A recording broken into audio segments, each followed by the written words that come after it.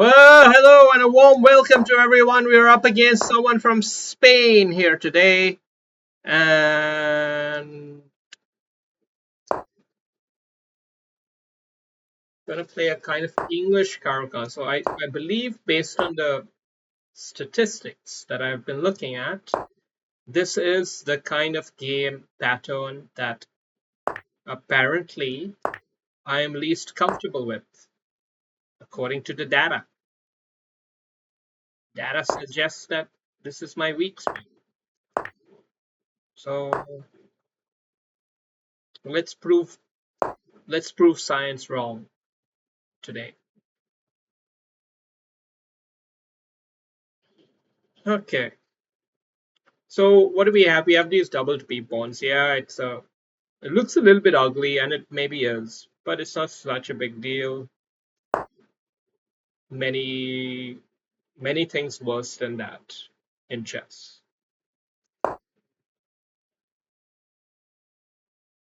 Should probably look to play E5 at some point, but now I gotta handle this. And then we gotta handle this.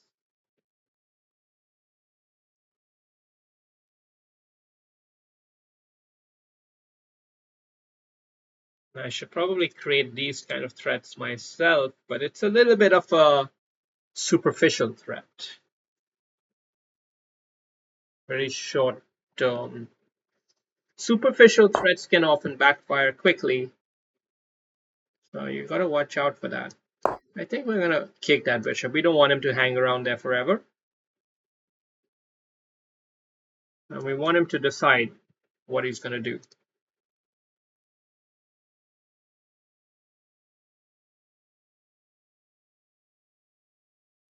Very often it's a good idea to ask your opponent to decide what their plans are. Because if you let them keep the options open, there's a lot of value in it for that player. That player can really take advantage of the fact that there's a lot of options. Options have value, as you all know from stock trading.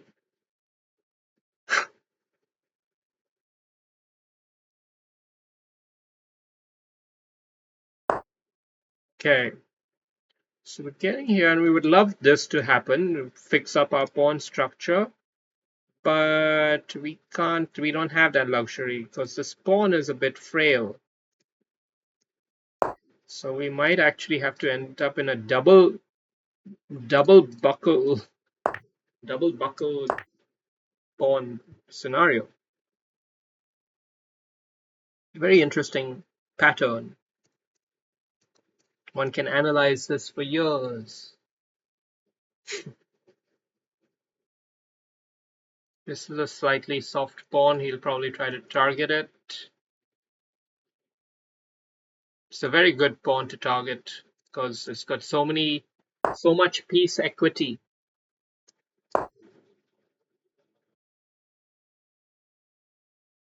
Maybe I should have already played this move just to minimize that. But anyway, I'm attacking something here, so I'm forcing him to react anyway.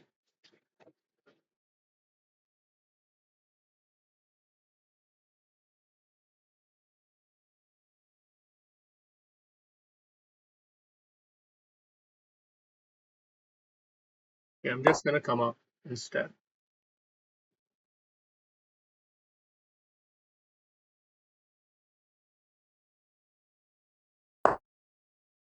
Okay, he's blocking my bishop out.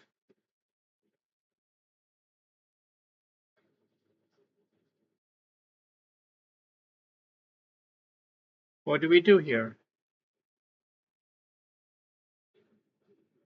He's blocking his own bishop out there too.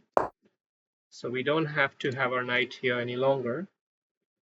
Maybe it's time to get the rook out back here.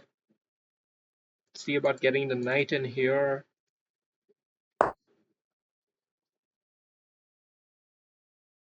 We definitely don't want to open up the pawns because our king will come under heavier fire. So you want to keep the position closed. He's also got the bishop pair, so more reasons to keep the position closed.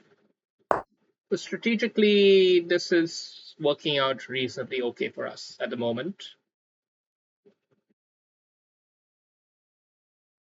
One thing which is not clear.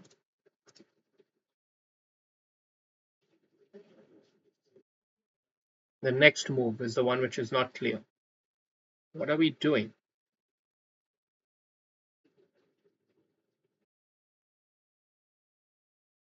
Okay, I'm gonna just harass the pawn, see if he does this, or knight back. He does that instead.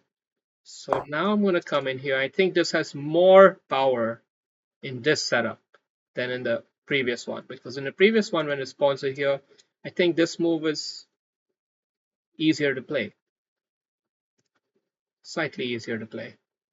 Got to take control of the open file. Positional trumps. Remember, okay, he's preemptively played that. Interesting, interesting. Now let's offer a trade which is favorable for us. So otherwise double up. I'll leave the choice to you. Okay, we double up, but he's got the knight fork. The knight fork is okay. The knight fork is okay because we've got the knight on this angle here. Okay, just playing with real fire here. Really playing with fire at the moment.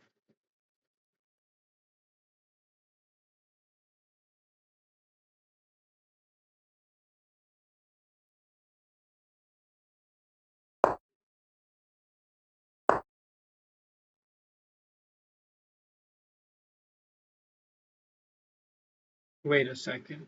Bishop check. Takes. Tactics.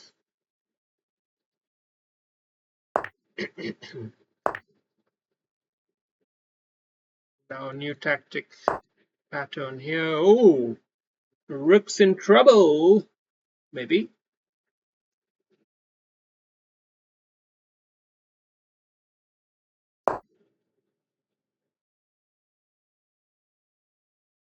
He's a bit too slow there. Could have been an interesting finish here because that rook is a bit trapped.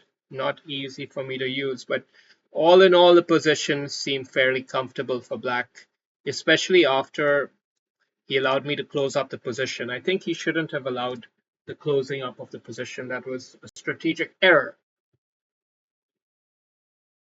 Okay, so all in all, pretty tight, pretty tough game from both sides, 83%, 80%. Let's see what this... We proved the data wrong. Let's see how we did on our opening theory. Okay, seems like I played the opening pretty well. Okay, it was actually suggesting king out there. Well, okay, this is the wrong idea. Maybe because maybe he does something else instead. You know what? Already goes for it. And what about then knight back? Then what? You just that's not even a good option apparently. Well, okay. So this move was not so good in retrospect because it helped him make the good move, but here, yeah, we end up in this double box structure, you know, very interesting pawn pattern. I think this was an error from him to okay, but apparently it was a blunder because of this move. I have his bishop trapped here. I didn't see it. I didn't see it. Shit. That's a basic trap piece blunder. Sometimes when you're in your positional mind, you don't even see some of the good options. Yeah, so this also not so hot after all. Well, that's a inspired move. Okay, that's an interesting demonstration on how to handle this situation actually, if you think about it. And this goes back into the same theme that I've observed in myself a common weakness of static pawn blindness. I just see these pawns as, well, it's static. They're not gonna, nothing's gonna happen here. But computer shows a good plan on how to actually take this forward. It's very, very instructive. Rook there, push up, push up.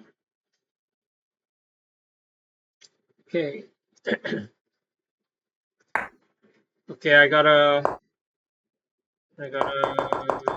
go back in here, and then we had the fatal blunder. Okay, at least this one I saw. At least I saw the idea. What should I have done instead? King up here? What's the idea? Hmm. The idea is to develop a good knight outpost. But this is a very interesting endgame. So this is how the game should have gone at pro level of play. But we are not pros, we are humans, and therefore he made a blunder, and great move to finish it off, and after that it was very difficult. Thank you.